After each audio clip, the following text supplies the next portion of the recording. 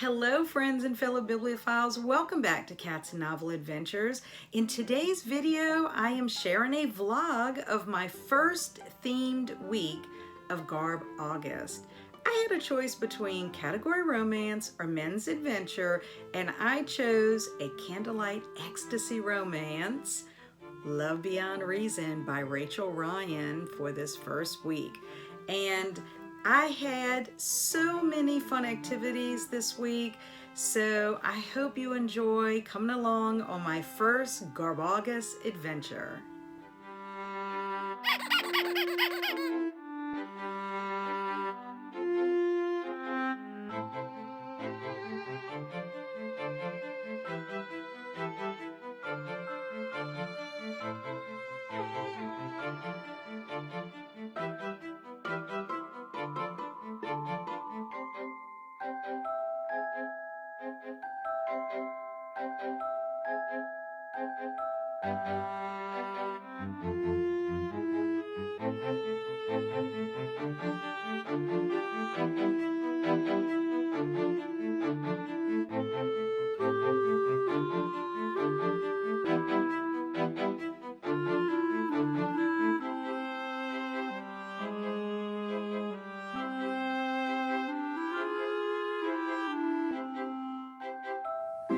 Good morning, everyone. Happy GarbAugust.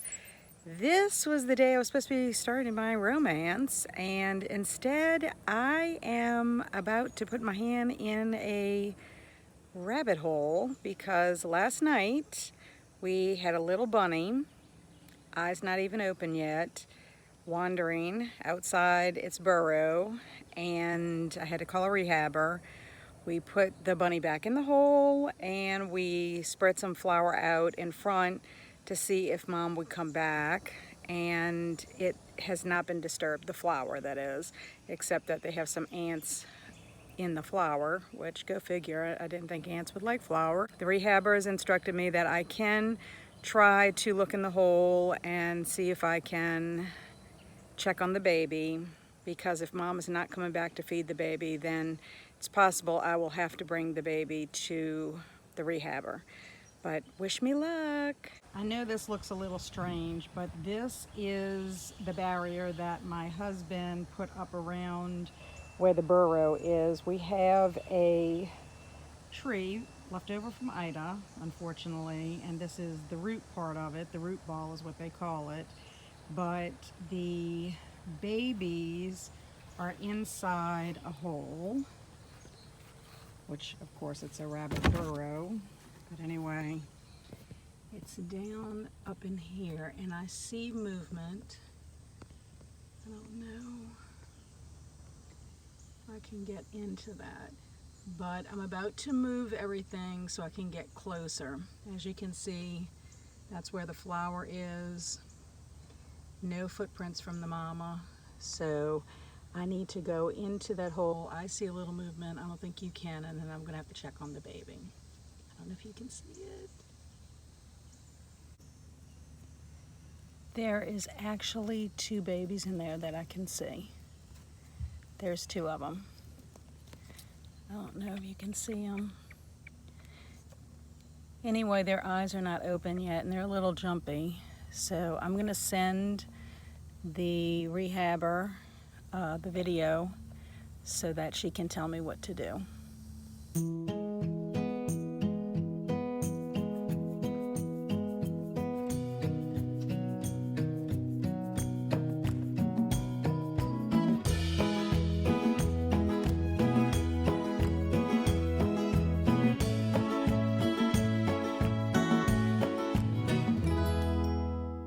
Okay, so my son Barry came out and helped me take video of both bunnies. We were checking their bellies, because as long as their bellies appear full and not sunken in, that means the mama bunny is visiting the burrow to feed them. So I just have to keep an eye on them periodically. Thank goodness we have a rehabber locally, because wildlife rehabbers are far and few between, and it's we can't do a lot for wildlife if it wasn't for some of these rehabbers that we have. I'm just grateful for that. And I'm grateful that the baby bunnies look like mama is feeding them. I'll keep you updated on this little adventure that I'm having.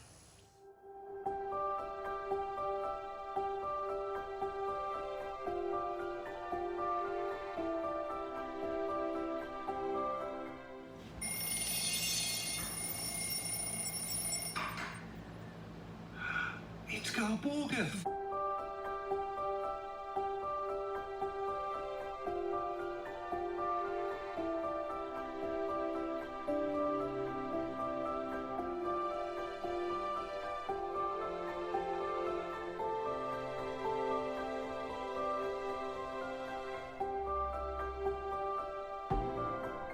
Good morning, everyone. I hope y'all are having a happy GarbAugust so far. I also hope everyone was able to catch Olly's premiere yesterday to kick off GarbAugust. It was so awesome, and I really was excited to be a part of wishing everybody a happy GarbAugust. This month is going to be fantastic with me reading this trash.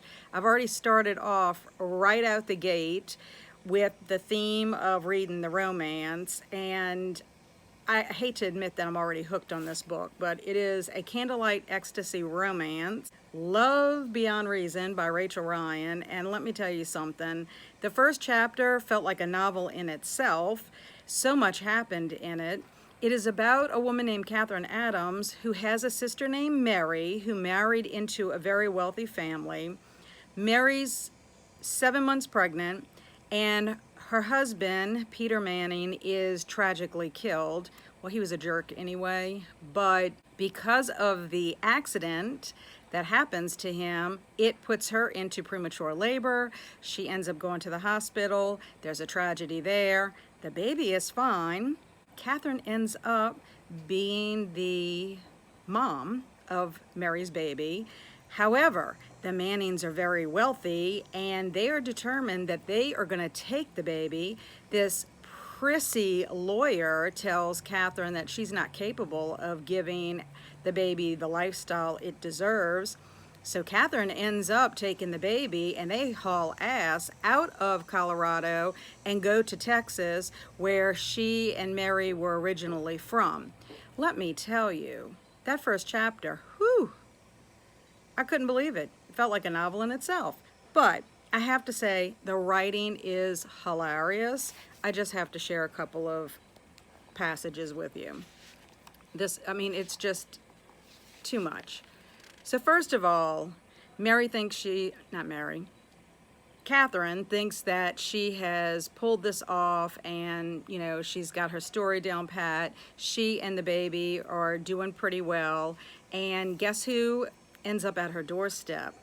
Jason, known as Jace Manning, who is the brother of Mary's deceased husband. When he comes to the house, this is what it says.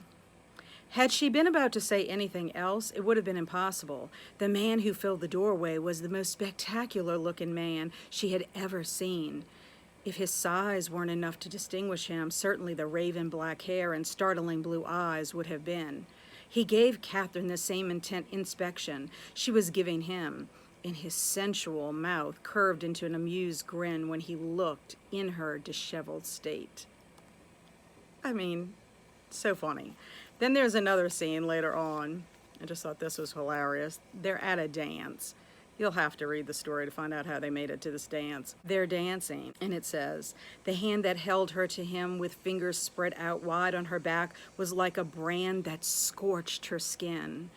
Through the sheer fabric of her dress, she could feel hard, muscular thighs pressing against her own. The warm breath that fanned her temple was soft and aromatic. Aromatic. I can't make this up. And then last, I do have to share this with you. This Jace Manning is, kind of manipulative, and somehow he convinces Catherine to take the baby and go with him to the lake so that he could swim. When they're on the picnic blanket or wherever after he comes out of the water. They're together, and it says, his hands and lips intently caressed each feature of her face. He ran his fingers through her hair. Your hair is like cool silk. I want to feel it blowing across my face. He took her mouth with more precision than before, drawing responses from her that she had never given to anyone else. I'm like, really? All I have to say is I would be freaked out if somebody was telling me these crazy things. Because he also tells her, your eyes are the color of a new spring leaf. Where did you get these black lashes? Blondes don't usually have eyelashes this dark. Oh my goodness. Holy cow. If my husband would have said any of those things as we were dating, I would have run for the hills. I have made it to chapter 5, and I really am enjoying this trash, but I have to go because I have to go check on the little bunnies. I have to check their bellies and make sure that they're still, full and rounded and not sunken in, and then I have to report back to the rehabber and let her know what's going on.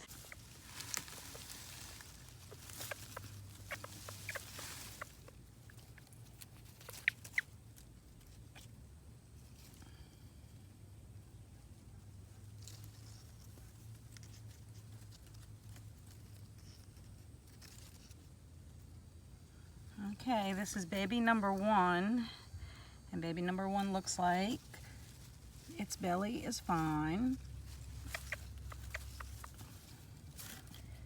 Here's baby number 2. Baby number 2 is a little bit smaller. Let's see. Belly still seems rounded to me. Yep. Okay, eyes are still not open.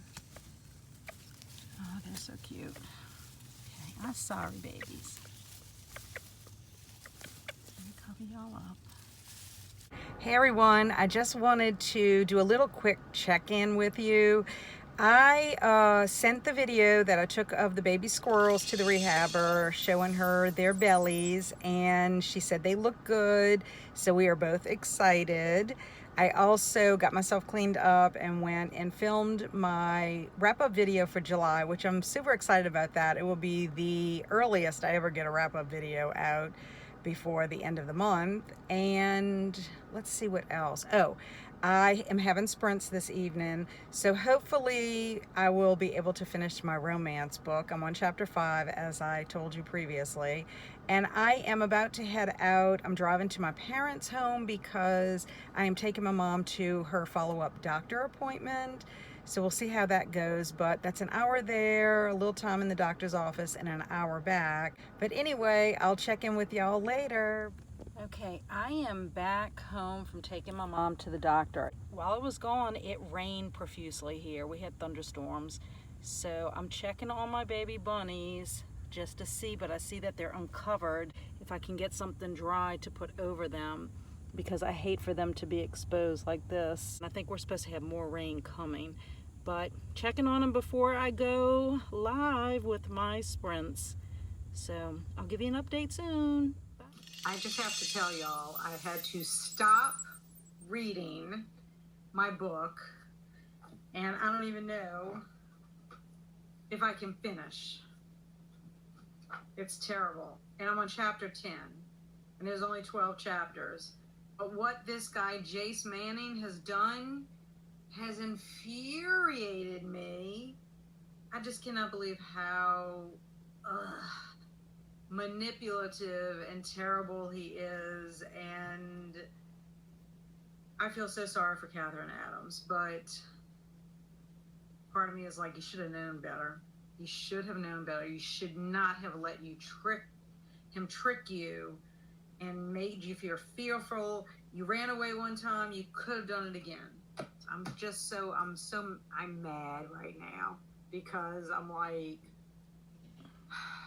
because actually, except for the fact, of course, there's steamy stuff in there, and I lived through the steamy stuff, and they seemed like they were getting along great, And now this is revealed, and I'm just, I don't know. I have not ever DNF'd a book. I don't know. It's like, I'm very sad. very, very mad. Good morning, everyone. It is about 6:45 Thursday. I came out before I let my dogs out just so I could check on the babies. And I am super sad because something got the babies. That's all I can think. I don't know if Mama Bunnies can move their bunnies, but I would think they would be kind of big for her to do that. But literally the piece of grassy material that I had put over the bunnies to cover them, because if you remember, they were exposed when I saw them yesterday evening. We had all that rain. Anyway, that was moved to the side, and then there's like a mushroom thing that was growing out of the stump, and that's kind of bent. So I don't know if something got into their burrow and got them. I don't know. There's no sign of them, and I've looked all around the area. So I'm hoping that possibly they got moved, that maybe Mama Bunny did. I tried my best to help them as long as I could, and I hope wherever they're at, they're okay. So anyway, I'm gonna show you their burrow right now and just show you what I found, and so you'll see what I'm talking about. Okay, so there is where the bunnies would be, and they are not there any longer, obviously. This was the piece of grassy material that I had set like right on top of them. But I have looked all in here and I don't see anything. And then you notice how they have this mushroom right here? Well, there was a mushroom right there, but if you notice, they both look like this. And now that one's kind of bent. So I don't know what happened. And like I said, the grassy material was to the side.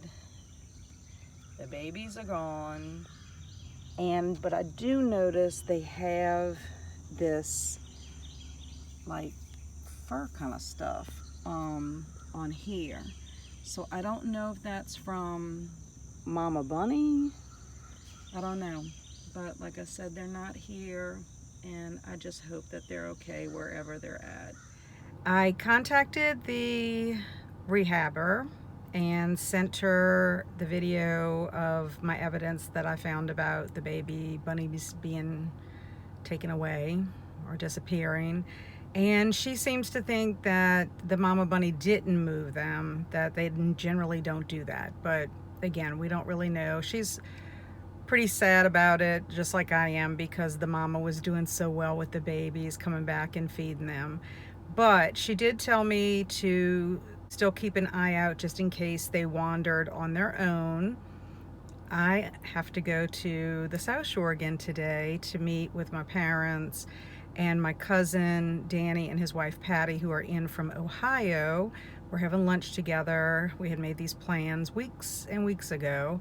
So I have asked my son Barry to please, keep an eye out when he goes out in the backyard with Luna. If anybody's going to find those bunnies, it's going to be Luna. I can guarantee that. Now, as far as my book goes that I'm reading this week for the romance, last night on sprints, I ended up having to stop reading only because the end of this chapter ended so terribly. I was like, I cannot even believe the author went there.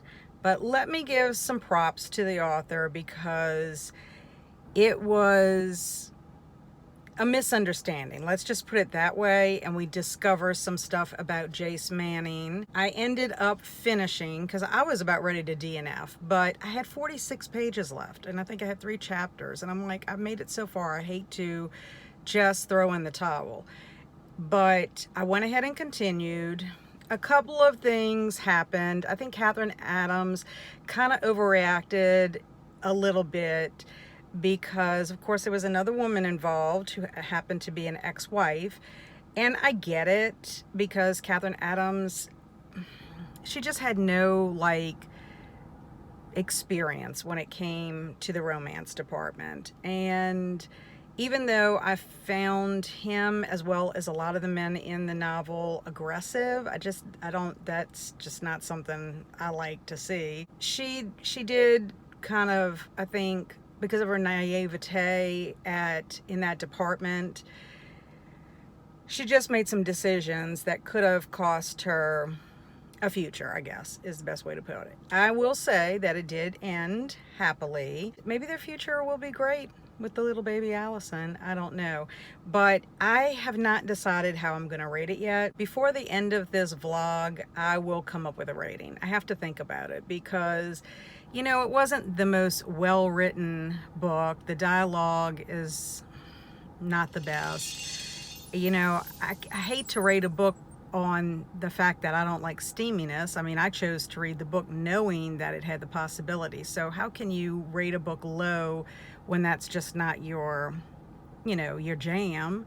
So I really have to just think about the overall experience and see how I'm going to rate it. I don't know.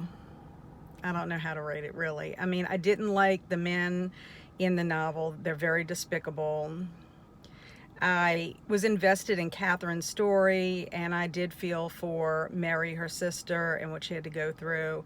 I do think it has those soap opera-ish vibes to it. Melodramatic, I guess, is the best way to put it. And of course, there was a lot of, you know, steaminess in it. Some of it was kind of like a little bit over the top. I just can't imagine a man, maybe they're out there. Maybe I just have been so fortunate that I've never encountered men like this. You know, thank goodness is all I can say. I don't know. I can't decide yet on what my star rating is going to be for it. I will update you again. I'm off to the South Shore, going to have lunch. So until next time, see y'all later.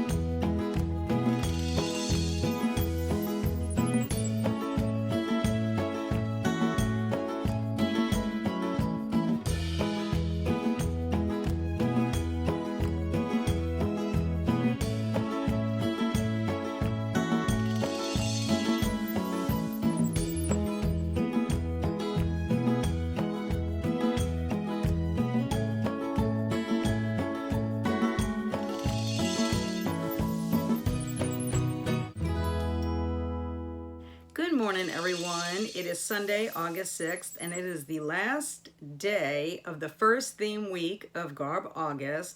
And I want to share my overall thoughts and my final rating for Love Beyond Reason by Rachel Ryan. And I will say that it was an okay story. You know, nothing to really brag about. It was an okay story.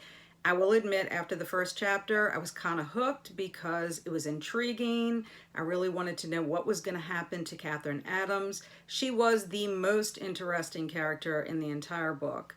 However, despite the fact that I kind of enjoyed the soap opera-ish kind of vibes to it, I did not like the male characters at all in this story. There was not one really that had any likable qualities. Even Jace Manning, who Catherine ends up falling in love with, and it seems like it's going to be a happy ending, he just has a violent streak in there that I didn't care for. There's a lot of aggression by men. There's a lot of groping. There's a lot of thinking I can take what I want. I just didn't care for that at all. With that being said, it kind of took away from my overall enjoyment of the story, which on its own could have been fine. I knew going in that they were going to have some steamy scenes, and actually those steamy scenes, even though they were kind of cheesy and the dialogue was kind of cheesy, it didn't bother me as much as the way these men acted towards women. So that is my final rating, 2 stars. I think it is probably the first time I've ever given a book 2 stars. Fun fact, Rachel Ryan, who wrote Love Beyond Reason, is really the American author Sandra Brown, who happens to write romantic and thriller suspense novels. I was pretty surprised by that. I have never read anything by Sandra Brown. However, I have heard of her. And I'm really curious now to see if the books that she writes as Sandra Brown are better than Love Beyond Reason. Also, she writes under 2 other pen names, Laura Jordan and Erin St. Clair. So go figure. Now I'm curious. I'm going to have to go find myself a Sandra Brown novel. Today also happens to be my 35th wedding anniversary, so I just want to give my husband a shout out. Happy anniversary, Barry! And also my son Andrew and his girlfriend Megan are coming over so that we can celebrate them. Andrew's birthday was earlier this week on August the 1st, and Megan's birthday was on July the 29th. And we're going to try a cocktail that I happened to see on Lauren's channel, Happy Haunts Library. So we're hoping that that will work out because Megan actually officially made 21 on her birthday. My parents are coming and my mother-in-law, and of course it'll be me and my husband and my oldest son, Barry. That will be a wrap for my first week of GarbAugust.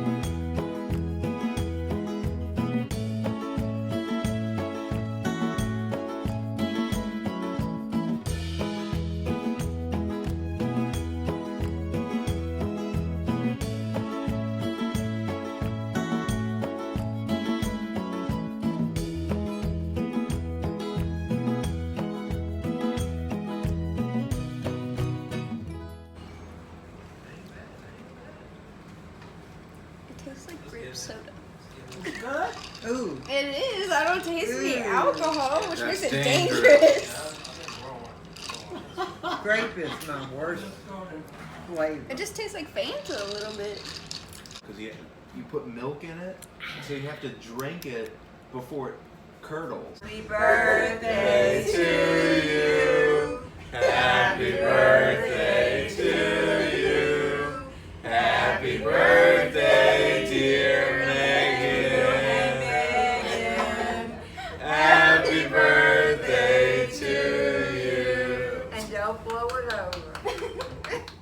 Thanks everyone for watching my first GarbAugust adventure. I really do appreciate you stopping by. Are you participating in GarbAugust? If so, what did you read for this first week? And did you like your trash or not? In the meantime, stay amazing and be adventurous. Adventurously trashy.